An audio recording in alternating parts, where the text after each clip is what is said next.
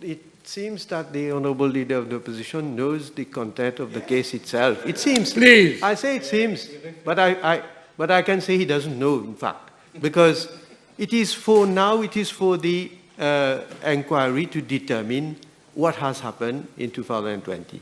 But then we should ask also another question. Well, from what I gather, there is a barrister who has supposedly met a former commissioner of police who has handed this video clip, supposedly, I cannot say whether it is to the commissioner of police, the former commissioner of police, or to an officer of the investigating unit. But as a barrister, I myself being a barrister, first of all, when there is a case of torture or brutality, where do you go? You will go to the police station, in whom the same barrister is saying that we don't trust, we don't have confidence? Or do you go to, according, if he knows his law, well, I hope, the Independent Police Complaints Commission, which is there to inquire on police brutality? Why didn't this council didn't advise, first of all, himself? He didn't go to make a complaint. Secondly, where was the complainant then? Why is it that at that time the complainant was not made to make that complaint?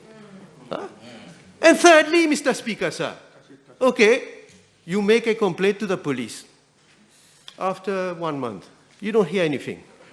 After 3 months, you don't hear anything. After 6 months, you don't hear anything. After 2 years, you don't hear anything. Huh? You sit down. What do? It is only, this is what I can see, it is only Mr. Bruno Loret who leaks this information and who gives now this video, this clip, for people to know. These questions must be asked, and I hope the Honourable Leader of the Opposition, he has a good counsel next to him. He should be better advised also to look at the other aspects of this case also. Then we'll know. We'll know that whether there was, well, I don't want to draw conclusion from this kind of behavior, but we'll see.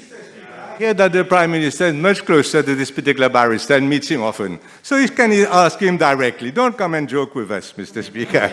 We are too old for this. Yes, you. Now, I'm going to ask you about tasers. I'm going to ask you about the presence of these tasers. Illegal weapons by whatever means called, used by the police. Clear-cut case of torture. Electric shock, clear-cut case of torture. What were these tasers? I'm sure you're not going to wait for the inquiry in 10 years' time. What were these tasers doing in the police station? In and out, disappearing, not disappearing.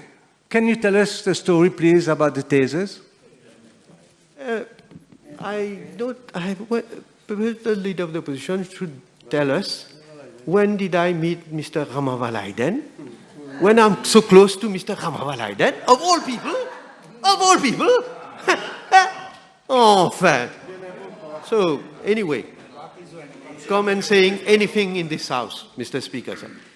Now, this case, there has recently, in fact, been a case where what you call these tasers, a number of them have been found and have been seized by the police.